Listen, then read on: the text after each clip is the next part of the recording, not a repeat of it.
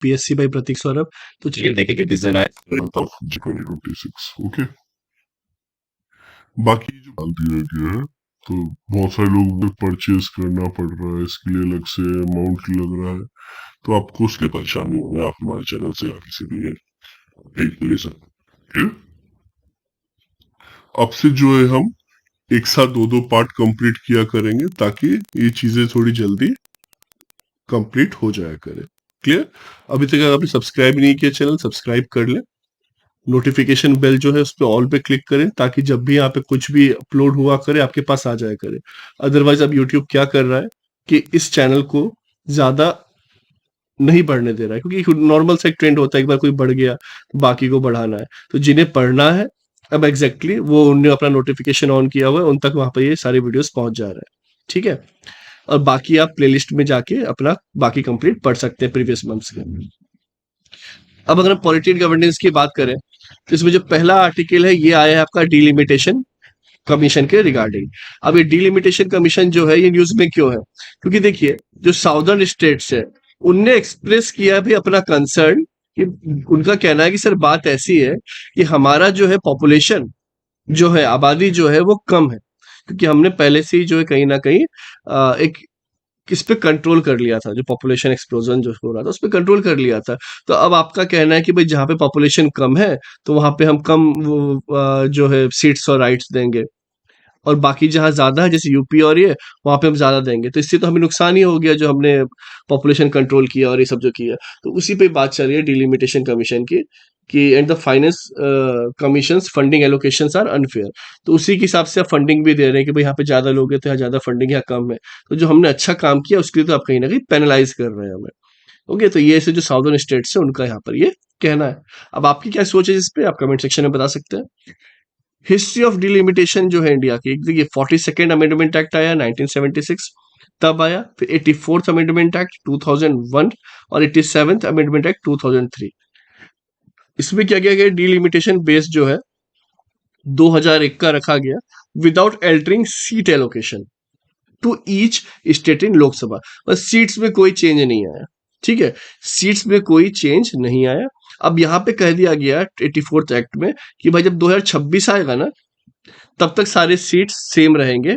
उस समय कितनी पॉपुलेशन है, कैसा क्या हाल है, उसके बेसिस पे हम जो है ये सीट एलोकेशन जो है, जबकि लोकसभा सीट एलोकेशंस वगैरह जो होती हैं हम उस हिसाब से देखेंगे। आई बात समझ में? पर तब तक जो है हम ये सेम रखेंगे। तो ये कहीं ना कहीं जो 1991 का सेंसस है उसी के हिसाब से चलता रहा, ताकि इससे भी स्टेबिलिटी भी बनी रहे, है कि नहीं? वरना हर बार हर 5 साल में कोई सीट बढ़ रही है ये हो रहा है तो कैसे चलेगा? तो यहाँ पर ये इसलिए ये रखा गया। अब 2026 जो है हम उसमें आ चुके हैं तो इसलिए काफी ज्यादा इंपॉर्टेंट हो जाता है। PYQs में भी बहुत बार जो है डिलिमिटेशन कमीशन पे आया, आई थिंक बार 2024 में आया, 25 में भी आया। तो ये काफी हॉट टॉपिक है, ये आपका आते रहेगा किसी भी एग्जामिनेशन में, तो ये आपको यहाँ पर दिमाग में रखना है। बेसिकली होता क्या है ना, डिलिमिटेशन की एक प्रोसेस है जिसमें आप फिक्स कर देते हो नंबर ऑफ सीट्स को। ठीक है, और बाउंड्री ऑफ टेरिटोरियल कंस्टिट्यूएंसीज कि मतलब भाई एक मान लीजिए एग्जांपल के लिए ले लेते हैं। ठीक है, सपोज करिए एक स्टेट, ठीक है, अब एक ये जो स्टेट है इसकी टेरिटरी आपने डिफाइन कर दी, ये टेरिटरी रहेगी और इसमें जो है मान लीजिए 40 सीट्स होंगे, एग्जांपल की 40 सीट्स होंगे। अब जो है 2026 में हो सकता है इसी टेरिटरी के अंदर यहाँ पे 45 सीट कर दे, किसी और स्टेट में जाए वहां पे अगर 30 था तो उसे 25 कर दें based on the population and many other factors. Clear? तो ये है यहाँ पर डिफाइन कर दिया जाता है। तो यहाँ पर देखा जाए तो इन सच डिलिमिटेशन कमीशन कितने बार यहाँ पे हुआ है, तो ये जो था PYQ में पूछा हुआ था 2025 में, if I am not wrong. Okay, तो ये यहाँ पर 4 टाइम्स हुआ है डिलीमिटेशन। 1952 में एक बार हुआ है, 1963 में एक बार हुआ है, 73 में एक बार हुआ है, और इसके बाद देखिए लगभग 10 साल में हो रहा है, फिर सीधे 2002 में हुआ है और बोल दिया गया 2026 तक यही चलेगा। आई बात समझ में? तो अभी तक कितने बार हुआ है? 4 बार हो चुका है। बहुत बार लोगों को कंफ्यूजन हो गया 3 बार हुआ है, 5 बार हुआ है, जिसके चक्कर में नेगेटिव मार्किंग हुई। क्लियर? तो ये आप याद रखें कि भाई 4 बार जो है यहाँ पर ये हो चुका है। तो इसका इंपॉर्टेंस जो है भाई जुडिशियल की अगर हम बात करें तो ये कुछ केसेस थे। Supreme Court held that constitutional court have power to review order of delimitation commission, कि कोर्ट जो है कॉन्स्टिट्यूशनल कोर्ट, इनके पास राइट है वो देख सके वो सही तरीके से हो रहा है या नहीं, सही तरीके से कैसे काम कर रहा है नहीं कर रहा है, कि एकदम से कहीं की सीट बहुत बढ़ा दी कहीं की कम कर दी, कुछ वैसा ना हो, है ना। जैसे कि अब मान लीजिए सेंटर में भी किसी की पावर है, अब वो अपने स्टेट के को बहुत ज्यादा बढ़ा दे रहे हैं, बाकी जहाँ पे पावर नहीं है वहां पे कम कर दे रहे हैं, तो इससे भी चीजें होंगी, तो वहां पे कोर्ट जो है वहां पे आके अपना डिसीजन भी ले सकता है। तो ये चीजें जो है यहाँ पर है। बाकी आर्टिकल 330 से 32 की अगर बात की जाए तो फिर से वहां पे बेस्ड ऑन द पॉपुलेशन कि भाई कितना वहां पे रिजर्व सीट होनी चाहिए शेड्यूल कास्ट की, शेड्यूल ट्राइब की, वो सब भी यहाँ पर लिंक करेगा लोकसभा और legislative assembly of the states. आई बात समझ में? ठीक है। सिग्निफिकेंस क्या क्या है भाई? कॉन्स्टिट्यूशनल मैंडेट है कि आपका अंडर आर्टिकल 82 एंड 170 कि भाई पीरियोडिक रीअलाइनमेंट होना चाहिए, किस चीज का? रिप्रेजेंटेशन का, डेमोग्राफिक रियलिटीज के बेस पे। भाई कभी कभी डेमोग्राफी चेंज हो रही है, वहां पे पॉपुलेशन चेंज हो रही है, उस हिसाब से जो है यहाँ पर ये भी फिर से रीअलाइन करने की बात की जा रही है। अब अगर हम देखें 106 constitutional amendment act, also known as Nari Shakti वंदनम अधिनियम। अब इसमें क्या किया गया है? Came into force after first delimitation, after the first sanction taken after commencement of act. तो इसमें क्या किया गया कि reserve 1/3 of seat for women in Lok Sabha. अब कहा जा रहा है कि इस बार जो भी होगा तो 1/3 वुमेन के लिए होना चाहिए। क्या ये सही है, गलत है, क्या है, ये आपको अपने तर्क के हिसाब से बताना है कमेंट सेक्शन में, बट ये रिकमेंडेशन वगैरह यहाँ पर दी हुई है। क्लियर? इश्यूज क्या क्या है? फेडरल इम्बैलेंस, कि delimitation process based only on population and can benefit high growth state, जैसे कि जहां तेजी से आबादी बढ़ रही है उसको फायदा करेगा, बिहार हो गया, उत्तर प्रदेश हो गया। लेकिन जो सही में कंट्रोल कर रहे हैं, फर्टिलिटी रेट जो है रिप्लेसमेंट रेट के आसपास 2.1 के आसपास ये कर रहे हैं, उनको नुकसान हो रहा है, उसके नीचे जो जा रहे हैं उनको नुकसान हो रहा है, हायर वाले को फायदा हो रहा है। वो कहीं ना कहीं एक लिमिटेशन है, एक प्रॉब्लम है, एक कॉन्फ्लिक्ट का रीजन है, तो वो यहाँ पर बात चल रही है। इंटरनेशनल प्रैक्टिस की भी बात की जाए लिमिटेशन, तो यूरोपियन यूनियन जो है 720 मेंबर है। The member of seats is divided between 27 member countries. ठीक है, तो ये जो डिग्रेसिव प्रोपोर्शनल प्रिंसिपल के हिसाब से ही काम करता है। Under this principle ratio population to the number of seat shall increase as the population increase. ठीक है, तो ये अगेन पॉपुलेशन के बेस पे यहाँ पर भी वो चीज है। आई बस समझ जो हमारे इंडिया में आपको ये देखने मिलेगी।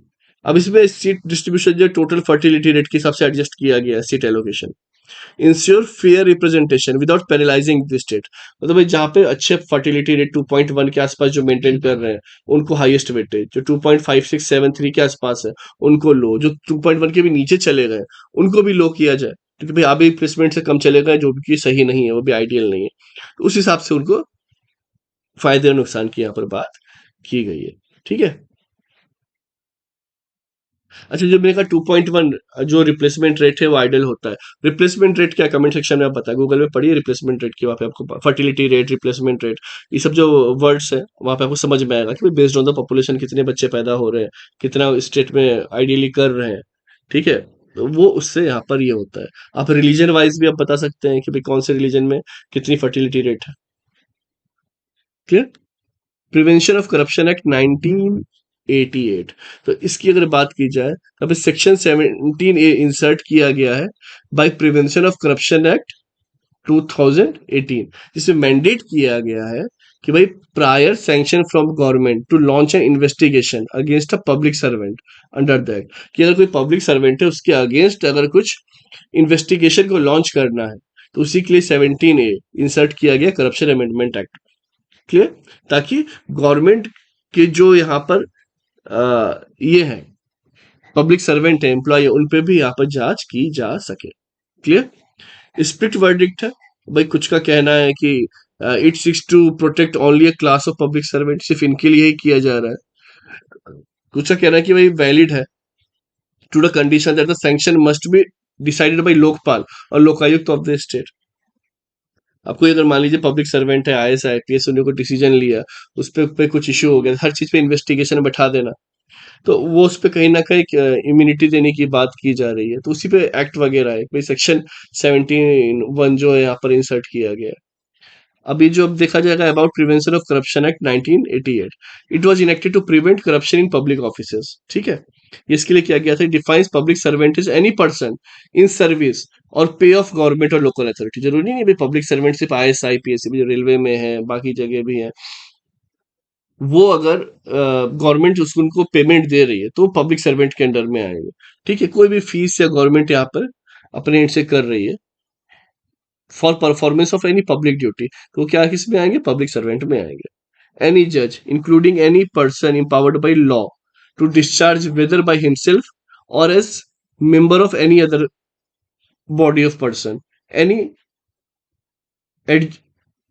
adjudicatory functions। तो ये जो भी है आपका कोर्ट से रिलेटेड कोई भी फंक्शंस हो रहे हो, कोई इसमें जज है, तो वो सब कुछ जो है इसी के अंदर में आएगा। ये आपका प्रिवेंशन ऑफ करप्शन एक्ट 1988 कि जो भी काम करे भाई, इनको भी जो जजेस वगैरह है उसको भी कौन सैलरी दे रहा है, गवर्नमेंट दे रहा है, तो कोई कहीं भी आए सब इसके अंडर में आ जाएंगे। क्लियर। अब यहाँ पर जो है 3 साल तक का था, उसको एक्सटेंड किया जा सकता है 7 साल तक की जेल। ठीक है। इसी के बाद हैबिचुअल ऑफेंडर है भाई, जो कर रहे हैं हैबिचुअली हो गए कुछ गलतियां करने के, तो इसको जो था नॉट लेस देन 5 ईयर था, but may extend up to 10 years. तो यहाँ पर ये आपको देखने को मिलेगा 7 साल 10 साल इस तरीके से। और ये था related to public servant being bribed, अगर उनको ब्राइब दिया गया है, घूस दी गई है, तो कम 3 साल से कम की सजा नहीं होगी, 7 साल तक की भी हो सकती है। थोड़ा सा याद रख लेंगे, इंपॉर्टेंट चीज हो जाती है। ठीक है, चलिए। Reason for prevailing corruption in India, अब ये तो अब आप देखिए खुद ही आपको समझना है, आप पॉज करके पढ़ लें क्या रीजन है ना। सोसाइटी में आप क्यों देख रहे हो कि भाई हर जगह वो फोर्स स्कैंडल हो रहा है, कहीं कुछ हो रहा है, कहीं क्यों हो रहा है, कि भाई हर लेयर पे जो है कहीं ना कहीं करप्शन आपको दिखाई देगा। उसी के कारण ये चीज हो रही है कि ट्रांसपेरेंसी की भी कमी है। इलेक्शन फंडिंग भी जिस तरीके से होता है वो भी ट्रांसपेरेंट नहीं है। जो डेमोक्रेटिक रिफॉर्म्स है वहां पे भी कहा गया है लगभग कि जो 60% 19,000 करोड़ के आसपास की जो फंडिंग है, कंट्रीब्यूशन जो 6 पॉलिटिकल पार्टी को मिलता ही है, ये अनडिस्क्लोज सोर्स से कहाँ से आया पैसा कोई बता ही नहीं रहा है। तो पॉलिटिकल पार्टीज तक भी जो है यहाँ पर ट्रांसपेरेंट नहीं है। तो यही सब जो है मेन कंसर्न्स वहां पे आए। आर सेकेंड रिकमेंडेशन है कि भाई anti corruption bureau should be brought under the control of state vigilance commission के अंडर डाल दो आप एंटी करप्शन ब्यूरो को, ताकि वो आराम से काम कर सके। ये सब कुछ जो है विशल ब्लोअर प्रोटेक्शन, कि जो किसी कुछ गलत हो रहा है उसके अगेंस्ट आवाज उठा रहा है, तो भाई उसका लीगल सेफ गार्ड देखिए, कोई उनको भी जान से मारने की धमकी ना दे। वो बहुत बार क्या होता है, जो आके बताते हैं उसी के पीछे सब पड़ जाता है और जान से मार देता है। इसलिए कहा गया whistle blower protection act proper होना चाहिए, क्योंकि उसका नाम भी ना है, नाम आ भी रहा है तो उसको प्रॉपर सिक्योरिटी मिले, सब कुछ मिले। क्लियर। ये सब चीजें बहुत जरूरी होती है, आपने अभी देखा होगा, क्योंकि हर एक छोटी चीज में चीजें इंपॉर्टेंट हो जाती है। अब एक बहुत ही अनफॉर्चुनेट न्यूज आई कि एक 6 साल की बच्ची ने क्या किया, खेल रही थी होली। ठीक है, होली खेल रही थी, वहां पे एक महिला क्रॉस की, उनने उस पर पिचकारी मार दी। अब उनके तो नहीं समझ में आता क्या हिंदू है क्या मुस्लिम है। देखिए, ये टॉलरेंस की बात होती है। उसके बाद जो है उसने आके बहुत हंगामा मचाया, वो मुस्लिम महिला ने। ये मचाने के बाद फिर क्या किया, उसके माँ बाप ने भी आके माफी मांगी, सब कुछ किया। फिर जो है अपने गूंड गुंडे जो है वहां पे आए, जितने भी मुस्लिम थे, और वहां पे एक 26 साल का युवक था उनके परिवार में। वो कहीं से होली खेल के आया, उसे पता भी नहीं कि घर में क्या हुआ है। और वहां पे सारे जो है मुसलमान लोगों ने उन पे अटैक किया, लड़के पे, डंडे से। कुछ ने तलवार ले आई, कुछ ने ईंटें ले आए, और उसको इतना मारा कि अधमरा हो गया, और कुछ टाइम बाद अधमरे हालत में छोड़ के भाग गए। कुछ टाइम बाद उसकी डेथ हो गई। अब एक रंग डालने पे आपका ये टॉलरेंस है कि नहीं। आप अपने धर्म को भी बदनाम कर रहे हो, आप अपनी इंसानियत को भी बदनाम कर रहे हो, और ऐसे में फिर आप पे ट्रस्ट कौन करेगा, ऐसे में आप पे ट्रस्ट कौन करेगा, है कि नहीं। हर कोई बोलेगा दूर रहो, फिर आप इसके बाद बोलोगे कि देखो हमारे साथ ये हो रहा है। समझ रहे हैं बात को। तो ये सब जो चीजें यहाँ पर ये देश में ये भी देखी जा रही है कि आप अपना फेस्टिवल भी शांति से नहीं मना सकते, और इस तरीके से आके तो कितना पागल मानसिकता वाले लोग हैं, कुछ नहीं किया जा सकता इनका। अर्बन वाटर गवर्नेंस, ठीक है, तो यही पानी डालने के चक्कर में ये चीजें हो जाती है। अब यहाँ पे कहा गया है कि भाई बहुत सारे जो कॉन्टेमिनेटेड टैप है, कि उसके अंदर जो इकोलाई और ये सब जो है काफी ज्यादा मात्रा में पाया जा रहा है, वायरस, फंगी, प्रोटोजोआ, जो कि नहीं होना चाहिए, जिसके कारण मल्टी ऑर्गन फेलियर हो सकते हैं। इसलिए पानी स्वच्छ पिए, फिटकरी का पिए, या फिर अगर आप घर पे लगा सकते हैं ना, पहले जो नल वगैरह होता था, फिटकरी, तो वो सब भी यूज करके आप कर सकते हैं। क्लियर। या फिर घर में थोड़ा सा स्वच्छ पानी लगाएं, आप क्या कर सकते हैं, ज़रूरी है, वरना ये सब बहुत ज़्यादा आपको ये जॉन्डिस और इस तरीके के इश्यूज़ होते हुए बहुत ज़्यादा दिखेंगे, और जो कि बहुत खतरनाक एक टाइम के बाद हो जाते हैं। About urban water governance, water supply is a state subject under 7th schedule। तो वाटर किस में आता है? स्टेट सब्जेक्ट में आता है, याद रखेंगे, प्रीलिम्स मेंस इंटरव्यू हर जगह काम आ जाएगा।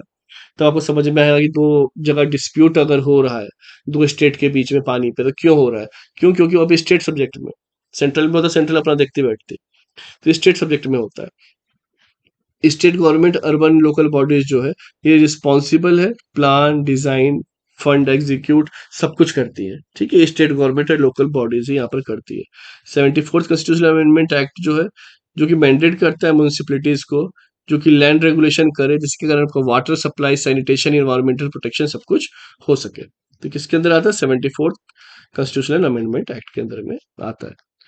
नेशन लेवल पे बात करें तो ministry of housing and urban affairs, ठीक है। यहाँ पे अर्बन वाटर इंफ्रास्ट्रक्चर की ये बात कर रहे हैं, जिसमें कि अमृत एंड अमृत 2.0 जो है यहाँ पर ये लॉन्च किया गया है इनके द्वारा। Clear? Significance urban water governance का सस्टेनेबल अर्बन डेवलपमेंट हो, जो कि SDG 11 ये जो गोल भी है, इम्प्रूव करेगा हेल्थ को, जैसे कॉलेरा, टाइफाइड, हेपेटाइटिस, ये सब चीजें जो कम होंगी। Build water infrastructure, reduce risk for investor, मतलब ये वाटर इंफ्रास्ट्रक्चर होगा, पानी होगी तो इंडस्ट्री से लेके हर जगह, एग्रीकल्चर हर जगह जो है चीजें सही रहेंगी।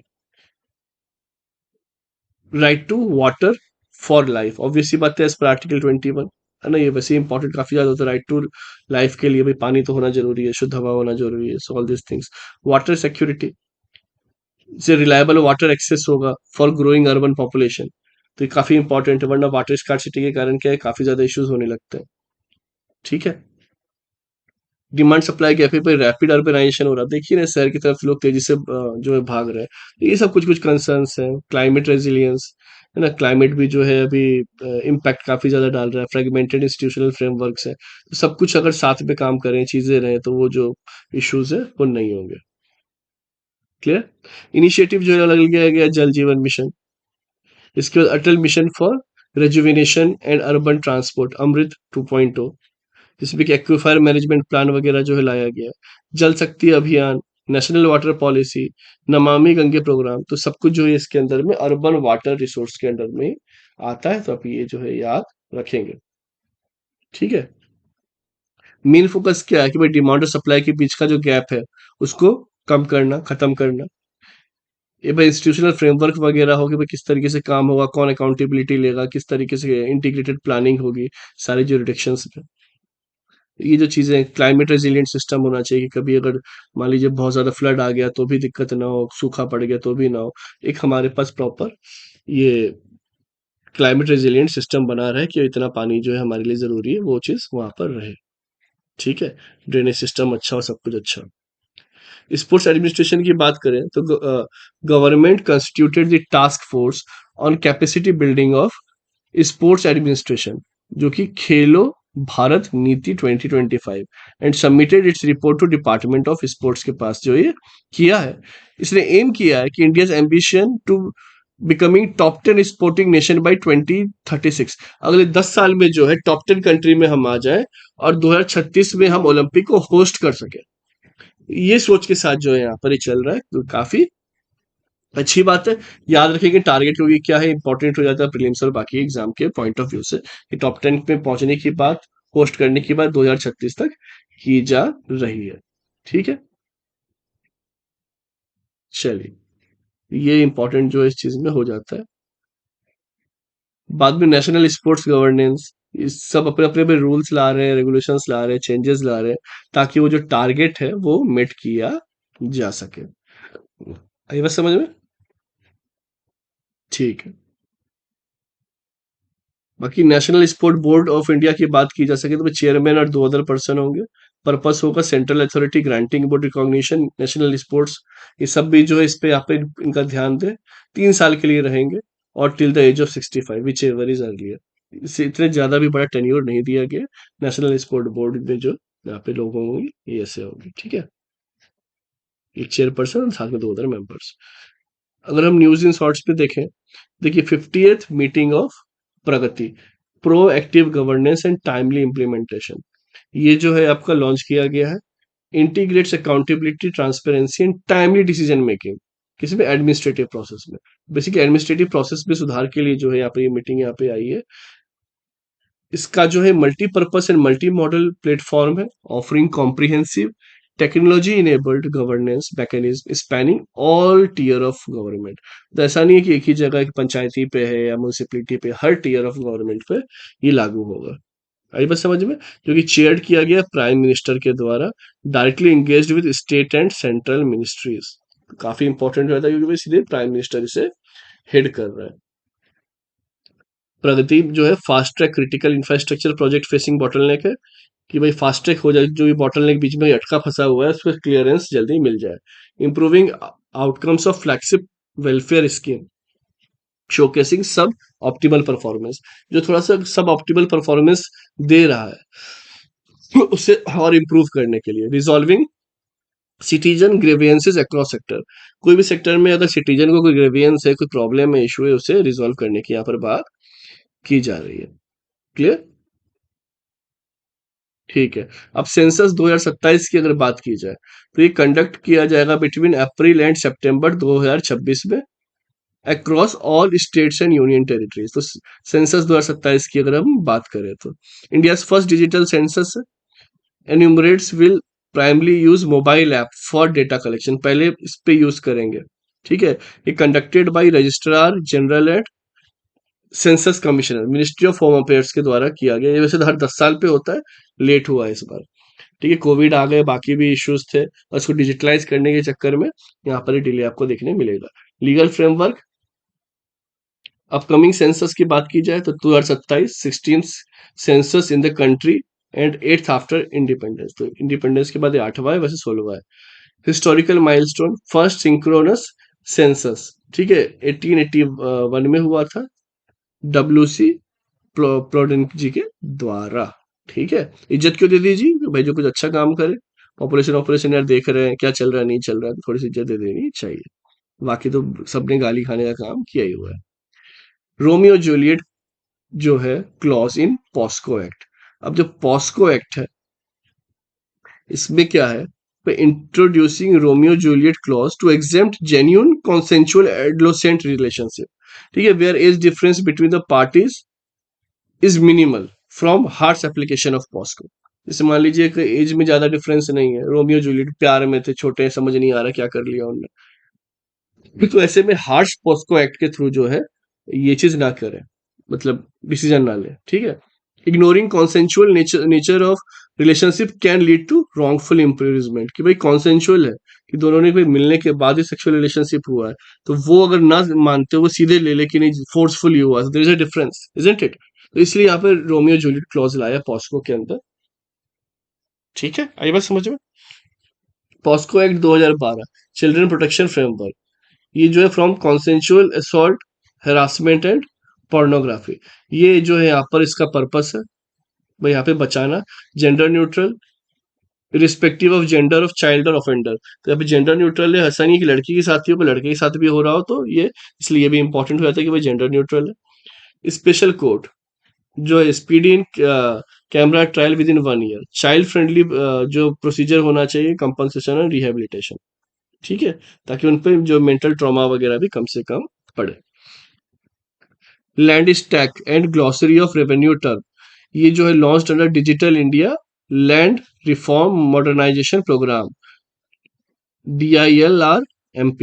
ठीक है, modernisation programme, record modernisation programme, उसके बारे में यहाँ पे बात की गई है। लैंड स्टैक, ये integrated GIS based digital platform है फॉर लैंड एंड प्रॉपर्टी। ठीक है, इसमें अगर देखा जाए तो सिंगल विंडो एक्सेस है, inform decision making, risk reduction, फिर इम्प्रूव्ड कोऑर्डिनेशन, ये मेन जो फीचर है यहाँ पर इसके रहने वाले हैं।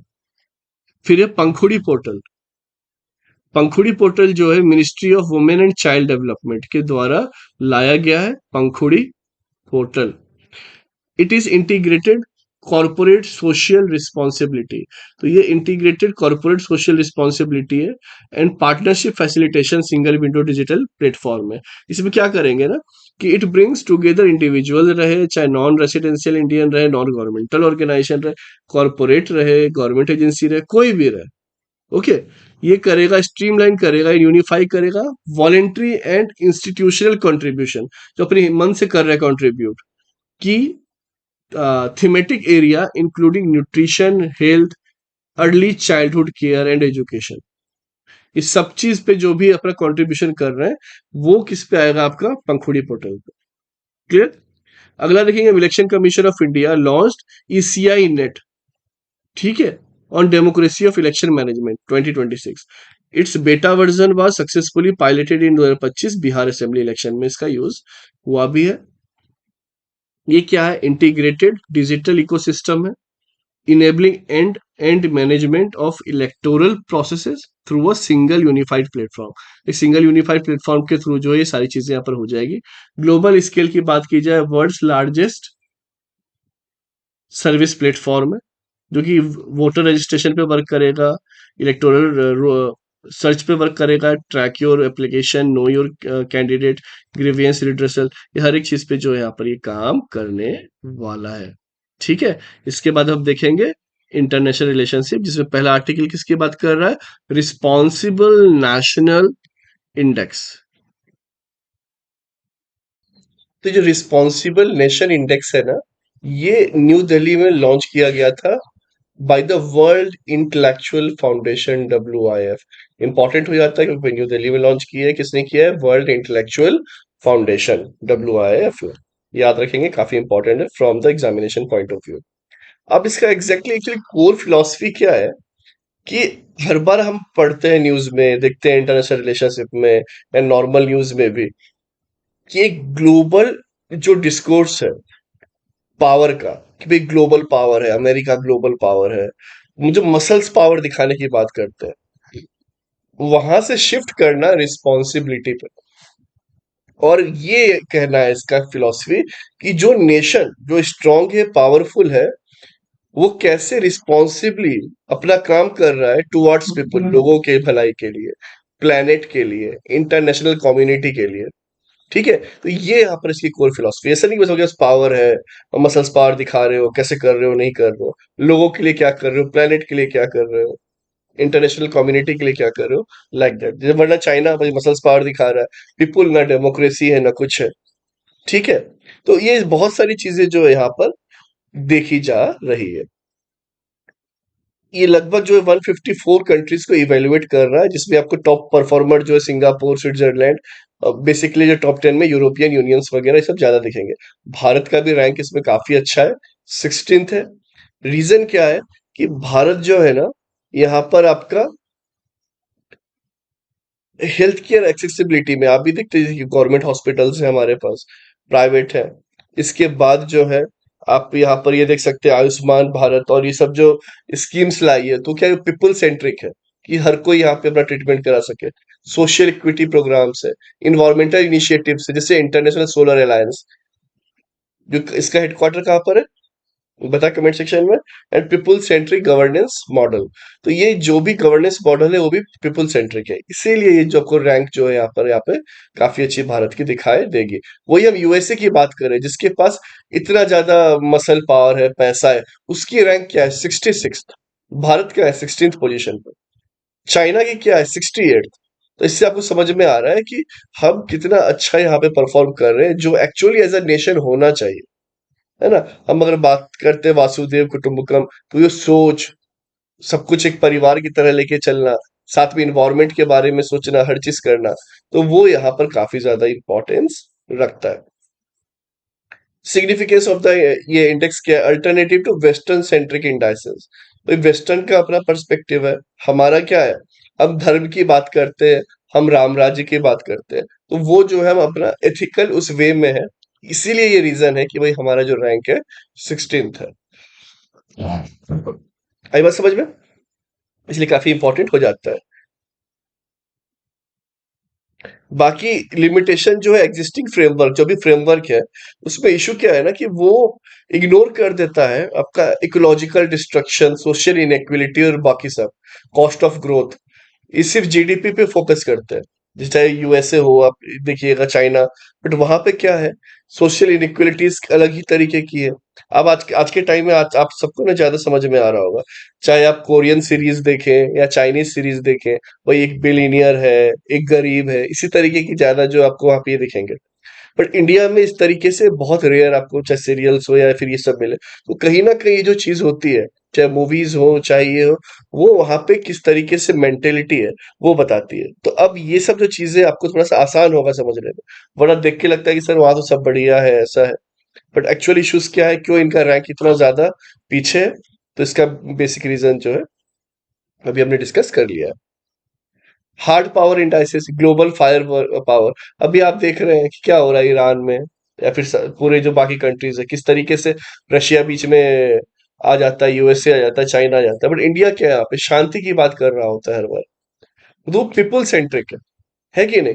अगर हम कहीं क्रूड ऑयल जाके ले रहे हैं रशिया से, तो ये सोच रहे हैं कि भाई देश पे एडिशनल भार ना पड़े। ओके, तो वो सब भी क्या होता है, पीपल सेंट्रिक होता है। इसीलिए यहाँ पर ये आपको बेसिक इतना मेजर यहाँ पे डिफरेंस दिखाए देगा। क्लियर? चलिए, चलते हैं अगले आर्टिकल पे। ये है आपका फ्री ट्रेड एग्रीमेंट के बारे में। इसमें क्या क्या चीजें होती है, होती है preferential trade agreement, free trade agreement, custom union, common market और इकोनॉमिक यूनियन। ये आपका ट्रेड एग्रीमेंट का एक तरीके से हायरार्की है, इस हिसाब से ट्रेड एग्रीमेंट होता है। तो अब ये इसकी बात यहाँ पर कर रहे हैं फ्री ट्रेड एग्रीमेंट की। ठीक है, फिर एक आता है प्रेफरेंशियल ट्रेड एग्रीमेंट। इसमें क्या कि deepest integration with shared institution, कि भाई इससे कैसे ज्यादा आप क्या करो, अपना इंटीग्रेशन बढ़ाओ। इस लेवल पे चल रहे हो तो इस लेवल पे आ जाओ, इस लेवल पे चल रहे हो इस लेवल पे आ जाओ, इस पे चल रहे हो तो इस पे आ जाओ, या फिर सबसे ज्यादा प्रेफरेंशियल ट्रेड पे यहाँ पे आ जाओ। ठीक है, इसमें क्या होता है, zero duty trade, internally common external tariff होता है। ठीक है, इंटरनली जो है आपका जीरो ड्यूटी होती है, रिड्यूस कर दिया जाता है टैरिफ को ऑन मोस्ट गुड्स, जो भी टैक्सेस लग रहे होते हैं सब कुछ कम कर दिया जाता है। ठीक है, अब इसकी अगर बात करें, after signing free trade agreement with New Zealand, India now has FTA, free trade agreement with all regional comprehensive economic partnership country accept China. China के साथ हमने क्यों नहीं किया हुआ? क्योंकि चाइना जो है मोस्टली हमारे कंट्री में क्या करता है, एक्सपोर्ट करता है, हम नेट इंपोर्टर है, हेवी इंपोर्टर है। अब अगर हम उस पर भी टैक्स नहीं लगाएंगे तो उनका जो मार्केट में जो प्रोडक्ट है और भी ज्यादा सस्ता हो जाएगा। ठीक है, और हमारे जो लोकल मार्केट है उसको पूरा डिस्टर्ब कर देगा। एक ये भी है, और साथ में इनकम कहाँ से होगी भाई देश की, अगर आप नेट यहाँ पे भी इंपोर्ट ही कर रहे हैं, क्रूड ऑयल भी इंपोर्ट कर रहे हैं। आप देखिएगा क्रूड ऑयल वगैरह भी काफी जो टैक्स लगाते हैं गवर्नमेंट, ताकि उसका एक तो ऑप्टिमम यूज हो, ओवर यूज ना करे भाई यहाँ का पॉपुलेशन जी ज्यादा सस्ता होने के कारण, और टैक्स कलेक्शन के कारण जो है गवर्नमेंट के पास पैसा भी पहुंचे। तो फ्री ट्रेड एग्रीमेंट वहीं पे कर रहे हैं जहाँ पे हम कुछ हद तक एक्सपोर्ट कर पा रहे हैं। एटलीस्ट हम 70% अगर इंपोर्ट करें, 30% तक एक्सपोर्ट कर रहे हैं। चाइना के साथ हमारा हाल ये नहीं है, हम हार्ड 90% इंपोर्ट कर रहे होते हैं, हार्डली 10% वहां पे एक्सपोर्ट कर पाते हैं। क्लियर? आप ये देख सकते हैं ये सब कंट्री के साथ जो है एफटीए हो चुका है। ठीक है, काफी इंपॉर्टेंट है, याद रखेंगे। और जो ईयू के साथ किया था, यूरोपियन यूनियन के साथ, उसे कहा गया था mother of all all deals, क्योंकि ईयू के अंदर बहुत सारे कंट्रीज आ जाते हैं, इजंट इट?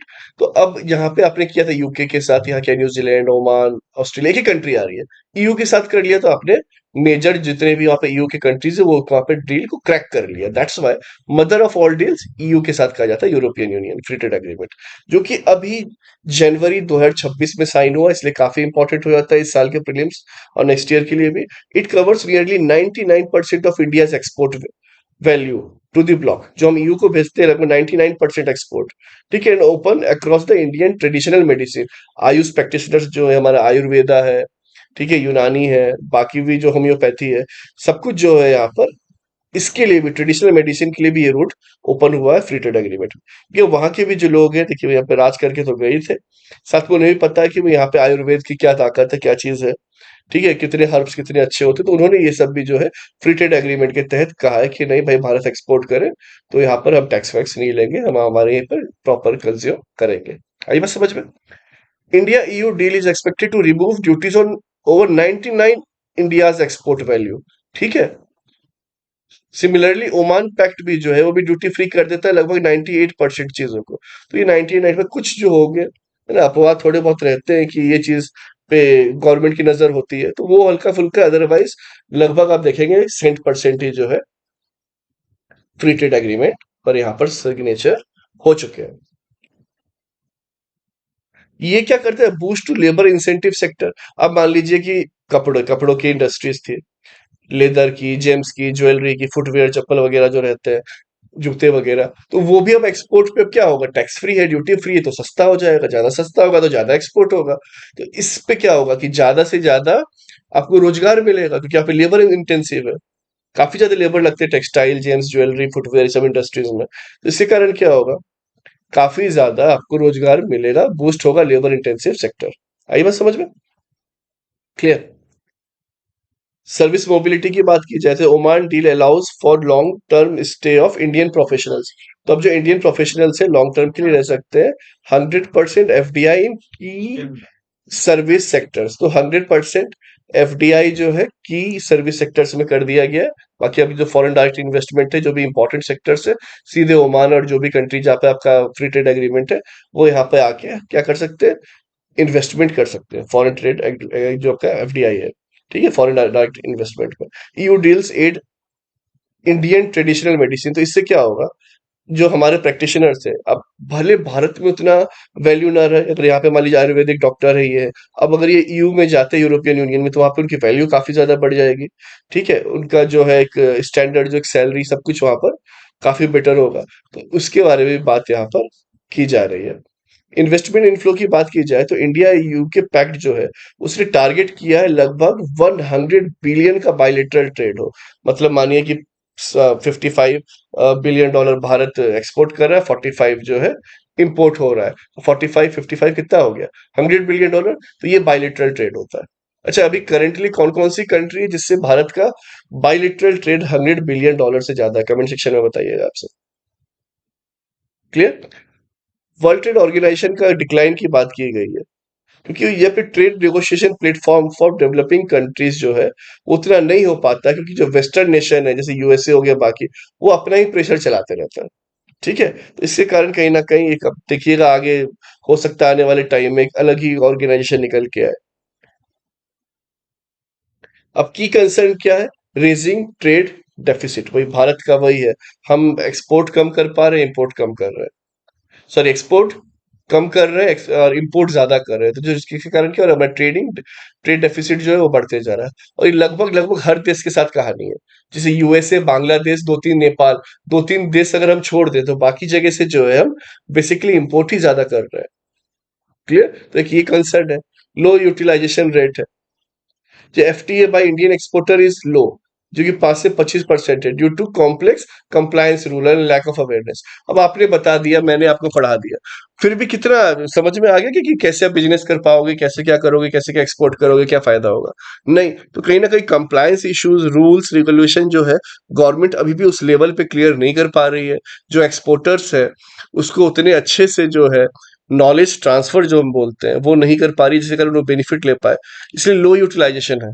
जितना यूटिलाइजेशन गवर्नमेंट सोचती है कि अब हमारा इतना एक्सपोर्ट बढ़ेगा, वो तो नहीं बढ़ता। पर बाकी दूसरी कंट्रीज जो है, वो उनको, उनके एक्सपोर्टर को चीजें सिखा के सब करके हमारे देश में इंपोर्ट जरूर बढ़वा देती है। ठीक है, तो इस यहाँ पर जो है काफी ज्यादा ध्यान देने की जरूरत है। कार्बन टैक्स की भी अगर बात की जाए, कि तो उस पे भाई इंडियन स्टील वगैरह पे जो कार्बन टैक्स की बात कर रहे हैं, मैन्युफैक्चरिंग एक्सपोर्ट, तो अब ये भी जो एक कंसर्न है कि देखिए, पहले इंडस्ट्रियलाइजेशन तो यूरोप में हुआ बेसिकली, अब वहां पे उन्होंने काफी पॉल्यूट कर दिया एनवायरनमेंट को, जो अभी भी हम झेल रहे हैं। अब हमारे पास वो टेक्नोलॉजी तो नहीं रहेगी, ऑब्वियस सी बात है भाई, 100 साल पहले वहां पे इंडस्ट्रियलाइजेशन आ गया था, जो भारत में आने के पहले। अब इसके कारण क्या होता है कि हमारे जो स्टील प्लांट है वो कुछ ज्यादा, अगर मान लीजिए ये कर रहे हैं, कार्बन इमिट कर रहे हैं, तो उसके ऊपर भी वो क्या कर रहे हैं, टैक्स लगा दे रहे हैं कि भाई इनका आप कार्बन ज्यादा इमिट कर रहे हो, तो टैक्स का पैसे से जो है अब इन्वायरमेंट को सेफ गार्ड किया जाएगा। इसके कारण भारत का जो स्टील का प्राइस हाई हो जाता है, फिर वो एक्सपोर्ट जो है उसमें होने में प्रॉब्लम होती है। तो ये सब जो कुछ कुछ चीजें हैं, वहां पर गवर्नमेंट को अभी भी वर्क करना है, जिस भी कंट्री के साथ वो बायलेटरल ट्रेड कर रहे हैं, फ्री ट्रेड एग्रीमेंट कर रहे हैं। क्लियर? ठीक है। अब इंडिया ईयू की अगर बात की जाए, एफटीए फ्री ट्रेड एग्रीमेंट, तो ये जो है आपका 22nd एफटीए पार्टनर है भारत का। नेगोशिएशन 2007 में स्टार्ट हुआ था, 13 में सस्पेंड कर दिया कि भाई ना हो पाए, फिर कोशिश की गई 2022 में। अब फाइनली लगभग आप समझ जाइए 20 साल की कोशिशों के बाद अब ये एफटीए निकल के आया है।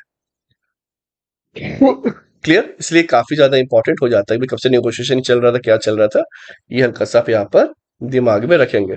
तो ऐसे कुछ भी तुरंत नहीं होता है, लॉन्ग नेगोशिएशन प्रोसेस होती है, तब जाके मानते हैं, क्योंकि हर देश अपना फायदा देख रहा होता है। और इंडिया वैसे भी एक टफ नेगोशिएटर है, ये पूरी दुनिया वैसे भी कहती है। ठीक है?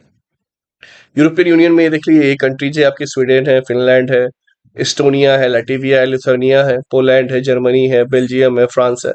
अब इसके अंदर से जो आपका था यूनाइटेड किंगडम, वो बाहर हो गया है। ठीक है, यूके जो बाहर हो गया ब्रेग्जिट के अंदर, है ना?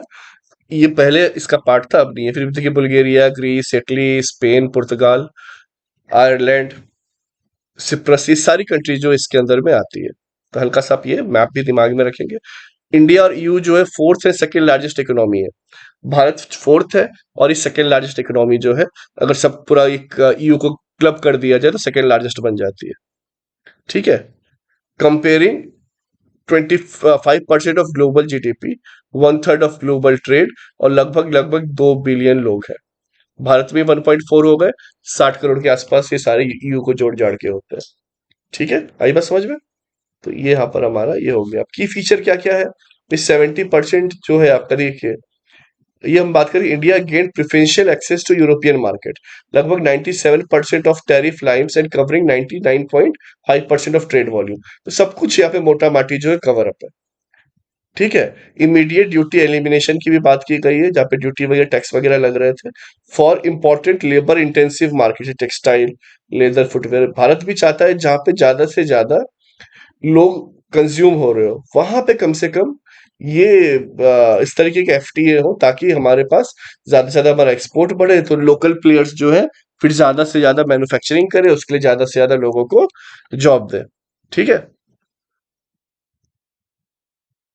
चलिए, ये लेबर इंटेंसिव सेक्टर्स जो है, ये लगभग 4 से 26% इम्पोर्ट ड्यूटी थी ईयू में, अब वो लगभग लगभग जीरो पे आ जाएगा। तब समझ सकते हैं कितना बड़ा है इम्पैक्ट। अगर कोई मान लीजिए 26% था, कोई जूता आपका यहाँ पे 1,000 रुपए में आप उसे एक्सपोर्ट कर रहे हो, लेदर इंडस्ट्री हमारी अच्छी है काफी ईयू को, तो वो वहां पर 1250 रुपए के ऊपर ही आप बेचिएगा, तब जाके प्रॉफिट आएगा, अगर इतना ये है। पर अब अगर आप 1,000 रुपए का आप जूता आपका मैन्युफैक्चरिंग लग रहा है इस देश में वहां तक भेजने में, अब 1250 पे भी बेच देते हैं, तो भी जो है हमें यहाँ पर लगभग लगभग आप देखिएगा कि 250 रुपए का प्रॉफिट होगा। ठीक है? तो ये काफी ज्यादा क्या होता है, इससे कॉम्पिटिटिव हो जाता है आपका प्रोडक्ट मार्केट में। ठीक है? चलिए,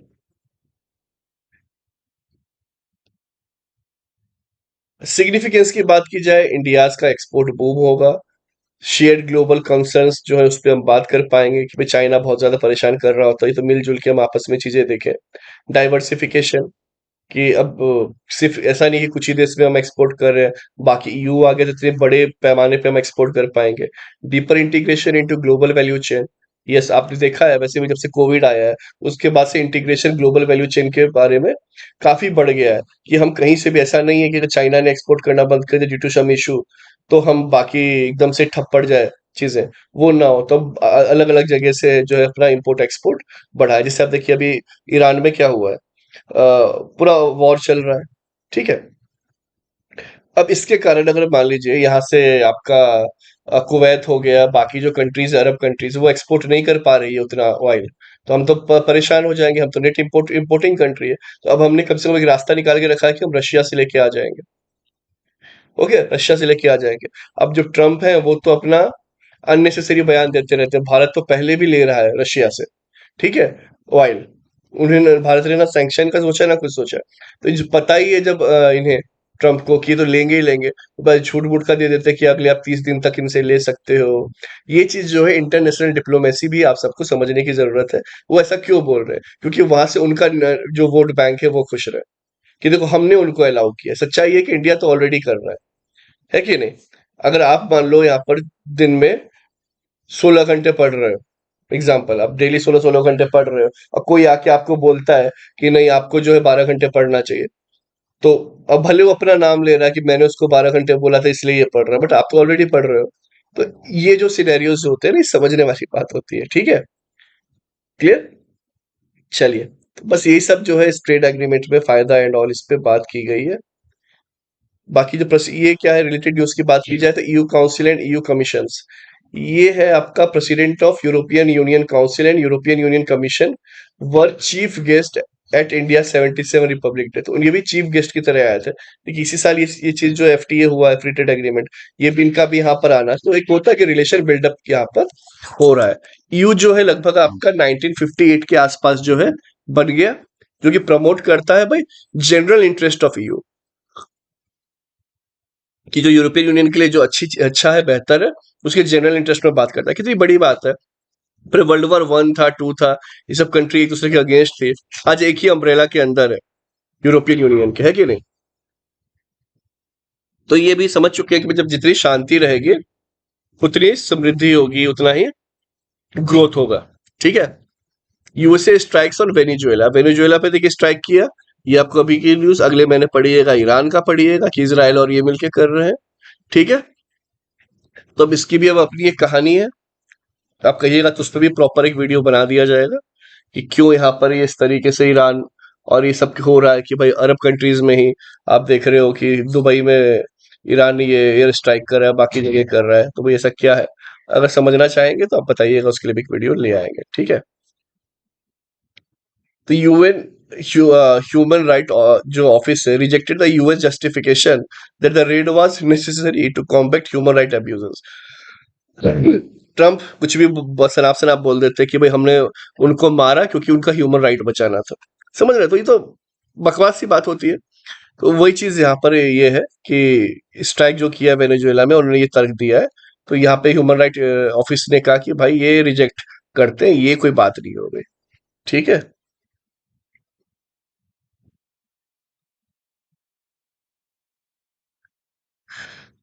political legitimacy. The US argued that Maduro was not the legitimate head of state following the dispute of 2024 election. ये रहा आपका वेनेजुएला। ठीक है, ये कैराकस, यहाँ पे यहीं पे यहाँ से आपको पैनामा कैनल दिखेगा, ये इक्वाडर, ये ब्राजील, सबसे बड़ा देश जो है साउथ अमेरिका का, फिर ये फ्रेंच गुयाना, सूरीनेम, ये सब जो है आपको, तो ये जो है लगभग कंट्रोल करता है ऑयल रिजर्व। वेनेजुएला के पास बहुत ज्यादा ऑयल रिजर्व, तो जहां जो ऑयल रिजर्व दिखेगा ना, वहां अमेरिका पहुंच जाएगा बम मार के कुछ भी करने के लिए। ठीक है, largest in the world, 17% global crude oil जो है कहां पर है? वेनेजुएला के पास। आप समझ जाइए 17%। इसीलिए यहाँ पे ये जो है इतने ज्यादा इच्छुक रहते हैं। यूएस जो है एम कर रहा है Latin American grows ties with China, redirect Venezuela crude export towards the US market. ठीक है, और वाइटल सप्लाई जो चाइना के पास है वो ना जाए, तो ये इस चक्कर में यहाँ पे लगे हुए हैं कि भाई हम कंज्यूम कर लेंगे। यूएसए का कहना है कि पैसा है भी हमारे पास। और इसके बाद देखिए इराक को भी स्टेबलाइज करने की कोशिश की गई, आईएसआईएस वगैरह भी वहां पे कहीं ना कहीं यूएसए की ये सब देन है। ठीक है, और बाकी इनका तो देखिए पर्सनल मोटिव है ही कि भाई जिहाद, काफिर, ठीक है, बाकी को मारो, इस्लाम फैलाओ। इसी का जो फायदा है, ये जो इस तरीके की जो बीमारियां हैं, मानसिकता जो है, इसी का फायदा उठाते हैं अमेरिका जैसे कंट्री, है ना? और उसके बाद जो है क्या करते हैं, इसके बाद लड़वा देते हैं। अब ये भी सच्चाई है कि इस तरीके से अगर चीजें हो रही हैं तो ये करने वाला कौन है? अमेरिका। लेकिन इतना आसानी से कैसे कर देता है, तो ये मानसिकता की बात है। तो ये यहाँ पर ये चीज देखने आपने देखा होगा, अभी एक जो एक एक्स मुस्लिम है, उन्होंने, भाई वो अपना डेमोक्रेसी अपनी बात करेंगे, है कि नहीं? अब वो उसके कारण जो है गला जो है स्लिट कर दिया। तो ये चीज होती है, बाकी कंट्री में भी आपने देखा, मुस्लिम कंट्री में आप धर्म छोड़ोगे, अगर आपको नहीं फॉलो करना है तो आपको वहां पे जान से मार दिया जाएगा।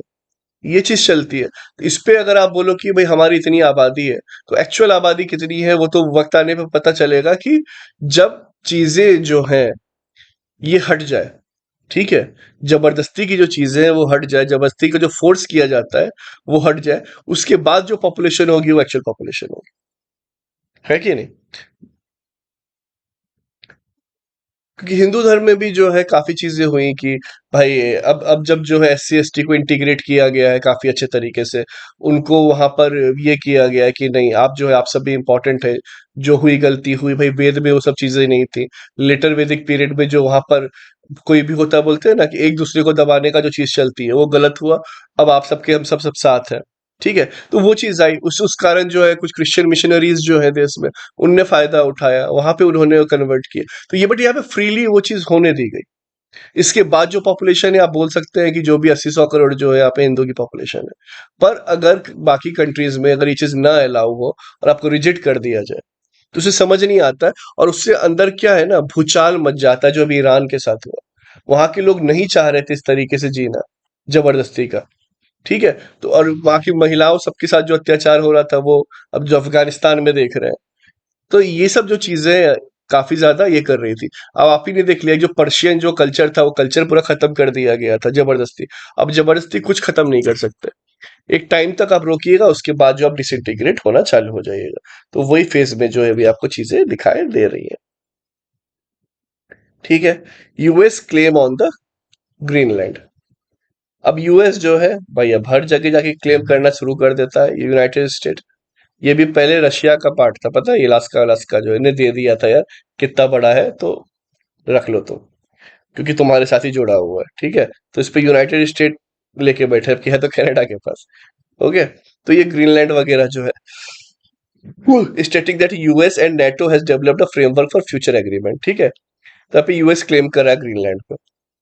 अगेन ये फिर वही प्रॉब्लम वाली बात है, जैसे कि आपको चाइना दिखता है बाकी जगह क्लेम करते हो, वैसे ये आपको यहाँ पर दिखाई दे रहा है। इतना बस याद रखेंगे, हल्का सा एक आर्टिक ओशन के आसपास है, इधर अटलांटिक और इधर आर्टिक के बीच में ये आपको मिलेगा, ठीक है। ये यूनाइटेड स्टेट के अंदर आता है, आपको दिमाग में रहेगा, जबकि कनाडा के इस पोर्शन में, ठीक है, क्योंकि रशिया का पहले पार्ट था, बाद में से दे दिया गया था। क्लियर? अब ये सब क्यों कुछ कुछ भी क्लेम करने जाते हैं, ऐसे ही तो जाएंगे नहीं, क्यों, वहां पर रेयर अर्थ मटेरियल काफी ज्यादा है, ठीक है। और चाइना का जो मोनोपोली है चाइना के पास बहुत ज्यादा ही है, उसको तोड़ने के लिए बोल रहे हैं अगर हम यहाँ पे ये ले ले तो हमारे पास भी ये चीज आ जाएगी। क्लाइमेट चेंज भी हो रहा है अल्बेडो इफेक्ट के कारण, ठीक है। ये सब पूरे जोग्राफिकल टर्म्स होते हैं, अल्बेडो इफेक्ट। सिस्टमेटिक जो इकोनॉमिक रिस्क वगैरह भी है वहां पे, क्योंकि पहले फ्रोजन था, अब धीरे धीरे सी लेवल राइज हो रहा है, तो वहां का जो ग्रीनलैंड है उसको कह रहा है यूएसए कि भाई हम जो है इसे अच्छे से देख लेंगे, परेशान न मत हो। बट एक्चुअली हथियाने के चक्कर में उसे, ठीक है। क्यों? क्योंकि वहां पे जो है आपका रेयर अर्थ जो मिनरल्स है काफी है। US withdrawal from international organisation, ठीक है।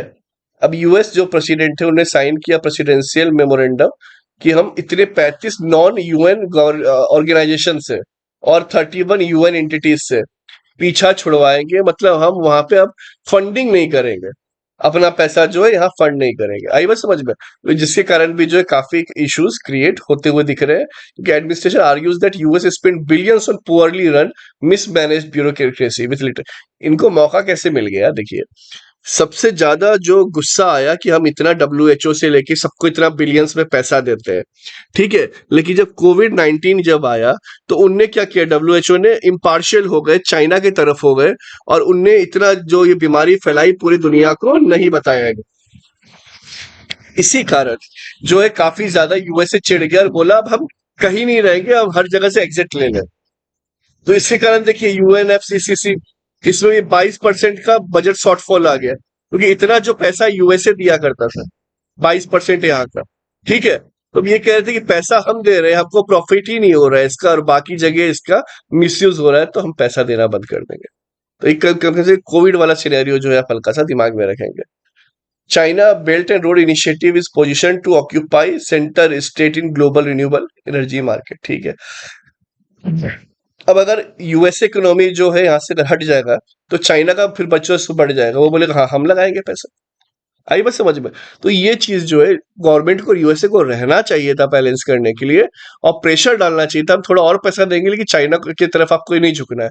लेकिन अगर यूएसए ही हट जाएगा तो फिर सारी चीजें जो चाइना की तरफ ही झुकी हुई दिखाई देने लगेगी। क्लियर? ये तेरा स्टडी ने फाइंड किया है कि जो cuts of international aid by USA ने जो कट किया है और अदर वेस्टर्न नेशन ने कट, इसी कारण 22 मिलियन डेथ हो सकती है। 1 मिलियन में 10 लाख, 10 मिलियन में 1 करोड़, तो 2.2 करोड़ डेथ हो सकती है, जो कि प्रिवेंट किया जा सकता था बड़े पैसों की कमी के कारण।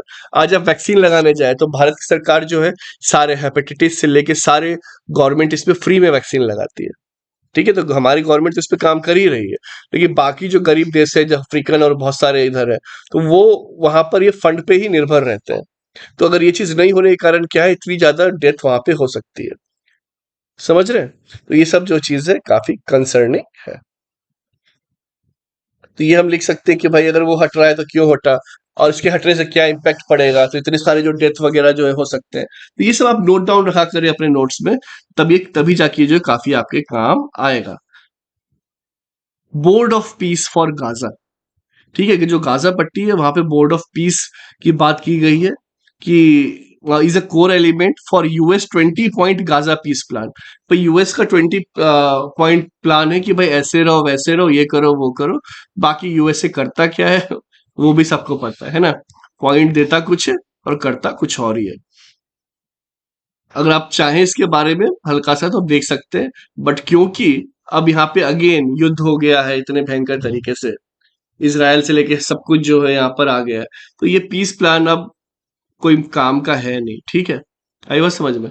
तो इसीलिए जो हम नेक्स्ट मंथ में वो जब हमारे पास आएगा, फिर भी आप देख सकते हैं, नोट डाउन करने में कोई बुराई नहीं है, लेकिन मेन जो वॉर क्यों हो रहा है, क्या सिचुएशन हो रही है, वो नेक्स्ट मंथ हम उससे अच्छे से कवर अप कर ही लेंगे। न्यूज इन शॉर्ट्स की अगर बात करें तो third path framework for a reformed inclusive and networked multilateralism, ये जो थर्ड पाथ है इसमें एमिड यूएस चाइना राइवलरी, ये जो लड़ते वड़ते रहते हैं ना, इसी बीच में कैनेडियन जो पीएम है उनने कहा था वर्ल्ड इकोनॉमिक फोरम में एक new agenda for world third path. ये एक इन्हीं के रास्ते पे नहीं कि इनका क्या चल रहा है नहीं चल रहा पे हम हमेशा अटके रहे। ठीक है, ये जो है आपका policy of variable geometry including forming different coalition for different issues.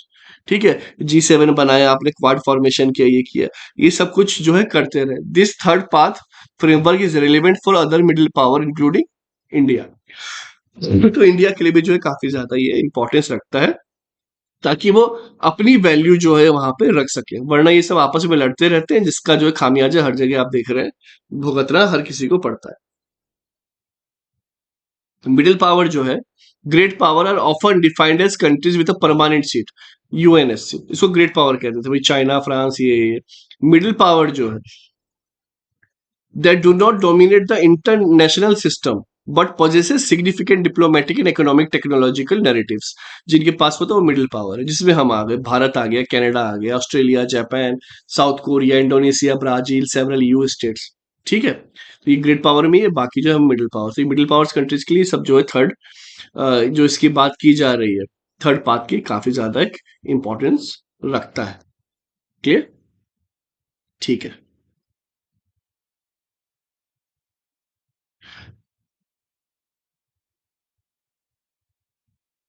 ये जो है हमारे यहाँ पर ये कवर अप हो गया। चलिए आगे चलते हैं।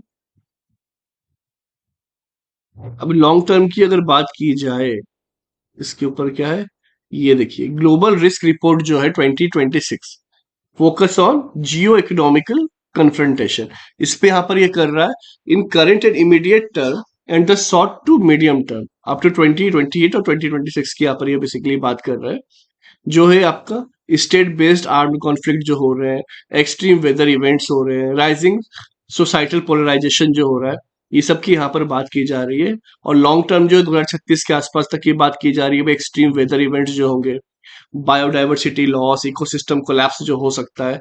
इसके बाद major risk faced by India, cyber insecurity, ठीक है, ये है इनइक्विलिटी, वेल्थ इनकम की बात की जाए, insufficient public service, social protection उतना नहीं होगा जितना होना चाहिए। गवर्नमेंट कर रही है कोशिश, लेकिन फिर भी यहाँ पर लैग जो है देखने मिलेगा। जियो इकोनॉमिक कॉन्फ्रंटेशन में जो है रिसेंट एग्जांपल में आप देख सकते हैं, tariff imposed bye US, ban on export और क्रिटिकल मिनरल बाय चाइना। अब ये सब जब चल रहा है, ये टैक्स बढ़ा देते हैं, क्रिटिकल मिनरल नहीं देते हैं, तो सब जो है ठप पड़ जाता है।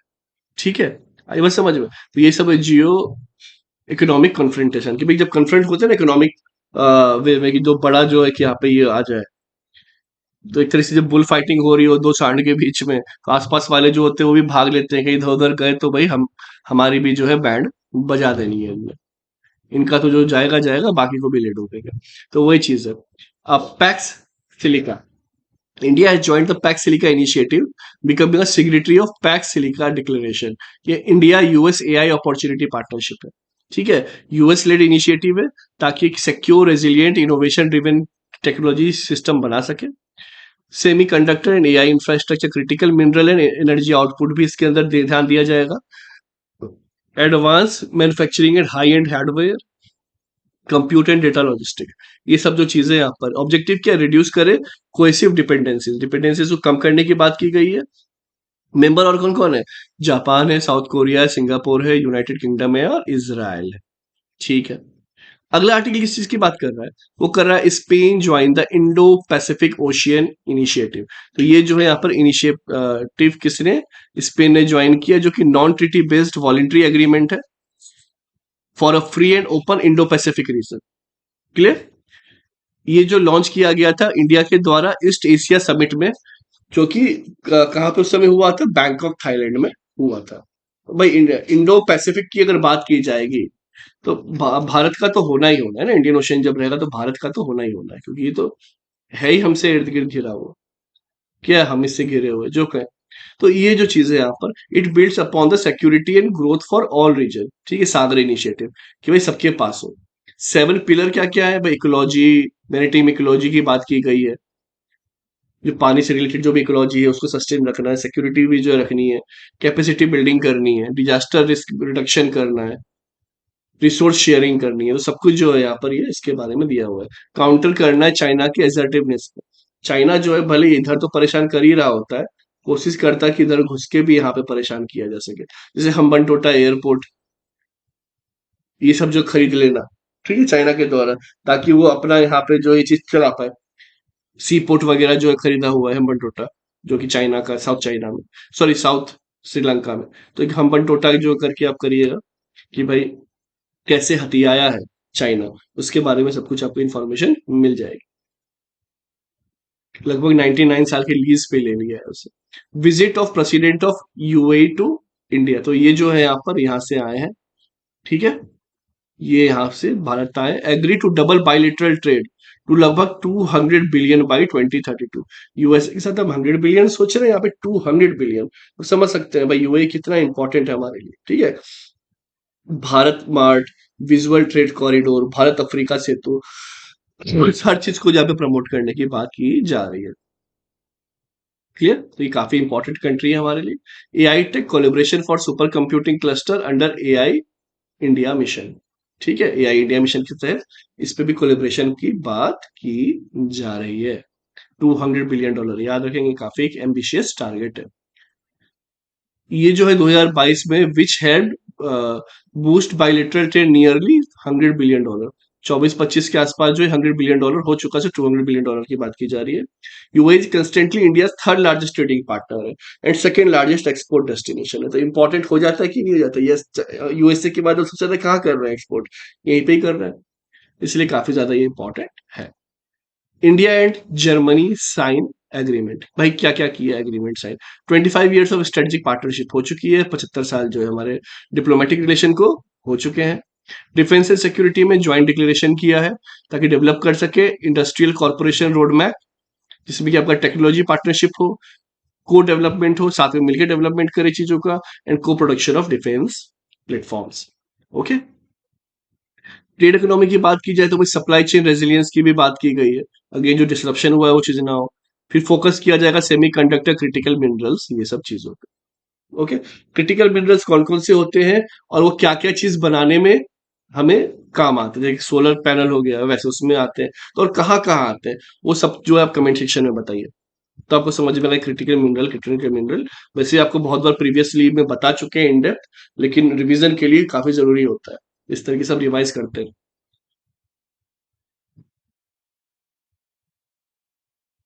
ये जो है आपका वैली की बात की गई है, तो इस वैली में India has formally objected China's infrastructure project, ये तो भाई आसपास की जो भी वैल्यू होती है अपना इंफ्रास्ट्रक्चर बना लेते हैं ताकि आसानी से आया जाया जा सके। तो भारत भी हालांकि अब बनाने लग गया है, अब एक दूसरे का ऑब्जेक्शन चलता रहता है, बट बाकी सब अपने काम करते रहते हैं, ठीक है। अब ये जो पाकिस्तान ऑक्यूपाइड जो है 1947 से इलीगली ले लिया है, और वहां पे अनलॉफुली जो है चाइना वहां पे आके जो है अपना कॉरिडोर बाउंड्री ये सब बना रहा है, एग्रीमेंट कर रहे हैं, तो जो कि गलत है, ठीक है। आई बात समझ में? तो ये जो है आपका सक्सगम वैली, इसके बारे में तो हल्का सा आप यहाँ पर याद रखेंगे। बाकी अगर आपको 1-to-1 मेंटरशिप चाहिए आपके प्रीलिम्स मेंस एग्जामिनेशन के लिए, जिसमें आप चाहते हैं मैं आपको डायरेक्ट यहाँ पर पढ़ाऊं, ठीक है, तो ये जो है आपके लिए बैच है जिसमें कि मैं रहूंगा, आदित्य सर रहेंगे, खुशबू मैम रहेगी। ये 3 फैकल्टी मिलके आपको आपका टाइमलाइन कैसे पढ़ना है, नहीं पढ़ना है, क्या रिसोर्स होगा, सब कुछ वहां पे आपको करवाएंगे। और इसका जो प्राइस है ओनली 60K, कि आपको 1-to-1 मेंटर भी मिलेगा, मेंस आंसर राइटिंग जो है ये भी ऑफर प्राइस में है, सब कुछ आपको यहाँ पर मिल जाएगा, ठीक है। 60K में सब कुछ, ठीक है, इंक्लूडिंग जीएसटी, मतलब यहाँ पे जीएसटी नहीं है, आप जो है ये दे सकते हैं। और जो एक बार यहाँ पे एनरोल हो जाएगा, आपका टिल सिलेक्शन जो है हम आपको गाइड करते रहेंगे। तो ये जो है अभी सिर्फ 60K इसका प्राइस है, आप ले लें, ठीक है। अब जो बैचेस वगैरह से ज्यादा जो है अब हम सब जो है इस पे फोकस कर रहे हैं। We already have some students, और इसके साथ जो है यहाँ पर ये चीजें चल रही हैं। बात की जाए तो यहाँ पर जो खुशबू मैम है वो एक्स फिजिक्स वाला, एक्स श्रीराम आईएएस वहां पे ये काम कर चुकी है। आदित्य सर जो है वो खुद जो है यहाँ पर फाउंडर है, वो हमारे साथ यहाँ पर है। तो इसीलिए इस फीस में जहाँ पे आप 1.8 लाख 2 लाख और इतना हाई पेमेंट देते हैं, तो और मटेरियल्स तो देखिए हर जगह मिल जाना, बट कैसे पढ़ना है नहीं पढ़ना है, ये जो है यहाँ पर जो रजिस्टर कर लेगा इस मंथ उसको 60K ही देना है। और ये लाइफ टाइम, जब तक आपका मेंटरशिप चल रहा है ये तब तक रहेगा आपके लिए, ओके। तो ये 60K में आपको अगर इस मंथ कर लेते हैं, अदरवाइज जो है ये 1.2 लाख के आसपास इसका चार्ज है। 50% हम करेंटली ऑफ रखे हुए, ज्यादा एडवर्टाइजमेंट इसलिए नहीं रखता है क्योंकि ये कुछ ही स्टूडेंट्स हमें चाहिए जो कि यहाँ पर अपनी तैयारी करते रहे, ठीक है। तो कब कहाँ किस मटेरियल से पढ़ना है, कैसे पढ़ना है, सब कुछ आपको यहाँ पे मिलेगा। कुछ लेक्चर्स की जरूरत है, आपको लेक्चर्स भी दे दिए जाएंगे। तो हर एक चीज यहाँ पे आपको इसमें मिल जाएगा। आई बस समझ में? सिर्फ 60K में 3 फैकल्टीज जो है आपको 1-to-1 आपसे कनेक्टेड हमेशा रहा करेगा। तो इससे बेटर आपको कोई अपॉर्चुनिटी मिलने नहीं वाली है। वरना आप बाकी जैसे कर रहे हैं, आपको लग रहा है कि पैसा बचा के वक्त ये मिलेगा या मेंटरशिप अच्छी मिल जाएगी सब हो जाएगा, तो कहीं नहीं होने वाला है, ठीक है। और हमारा कोई मिलियन बिलियन डॉलर कोई कंपनी बनने का कोई शौक है नहीं, तो हम जितना भी कर रहे हैं आप सबकी भलाई के लिए कर रहे हैं। चलिए, डिएगो गार्सिया, ठीक है, यूएस के जो प्रेसिडेंट है ना उन्हें क्रिटिसाइज किया है potential return of Diego Garcia by UK to Mauritius which host a vital US military base. तो ये जो है ना काफी इंपॉर्टेंट मिलिट्री बेस है, ये देखिए आपको इंडियन ओशियन में मिलेगा। ये क्रिटिसाइज किया है return of Garcia by UK to Mauritius, जो मॉरिशियस को वापस दे दिया है डियो गार्सिया। उन्हें बोला क्यों दिया भाई, यहाँ पे तो हम अपने सारे ये रख देते हैं, ठीक है, मिसाइल से लेके एयरक्राफ्ट वगैरह रखते हैं, आपने वापस कर क्रिटिसाइज कर रहा है, ठीक है। एक एटॉल है सेंट्रल इंडियन ओशियन में, ओके, जो कि पार्ट है आपका चायगॉस आर्किपेलागो, ठीक है। चायगॉस आर्किपेलागो है उसका पार्ट है, ये यहाँ पे रहेगा, इसको मॉरिशस के अंडर में अभी दे दिया गया है। पहले ये किसके अंडर में था, आपके यूके वगैरह के अंडर में था, ठीक है। चलिए, अब डियो गार्सिया जो होस्ट है joint UK US military facility वगैरह पहले यहाँ पे थी, बट अब इसके अंदर है तो वो बोल सकता है सर जाओ यहाँ से, अच्छा नहीं लग रहा है आपको यहाँ, तो क्या पता कल होगी कुछ और यहाँ पे भी कांड कर दो, जैसे अरब कंट्रीज में कर रहे हो, है कि नहीं। वेमार ट्रायंगल, तो ये जो है एक्सटर्नल अफेयर्स में पार्टिसिपेट किया, इंडिया फर्स्ट एवर इंगेजमेंट इन वेमार ट्रायंगल। अब इसमें कौन कौन से आते हैं, फ्रांस, जर्मनी, पोलैंड, ये 3 कंट्री है, ठीक है। 1991 में सेटअप हुआ था जर्मनी के वेमार में, ठीक है। ट्रायंगल क्यों बोला, 3 देश हो गए, इंडिया सॉरी फ्रांस, जर्मनी और Poland. Initially formed as a key forum for supporting German Polish reconciliation, ठीक है। तो ये इसके लिए बेसिकली किया गया था। अब बाद में यूरोपियन इंटीग्रेशन वगैरह में भी काम आया कि ना, यू वगैरह से हर चीज में कि भाई कैसे क्या किया जा सके। तो ये जो है हमारा यहाँ पर कंप्लीट हो जाता है। ये आपके विजन्स के इंफॉर्मेशन है। आप चाहे तो वहां पर जाए, देखें भाई कितनी फीस ले रहे हैं, क्या कर रहे हैं, नहीं कर रहे हैं। तो आपको समझ में आएगा कि जो हम आपको यहाँ पर अभी सिर्फ 60K में दे रहे हैं वो कितना ज्यादा इम्पोर्टेंस रखता है। ठीक है, चलिए मिलेंगे हम नेक्स्ट सेशन में। अगर अभी तक सब्सक्राइब नहीं किया चैनल तो सब्सक्राइब कर लें, शेयर करें लोगों से, लाइक करें, कमेंट्स करें और कंटिन्यूस पढ़ते रहें। जय हिंद।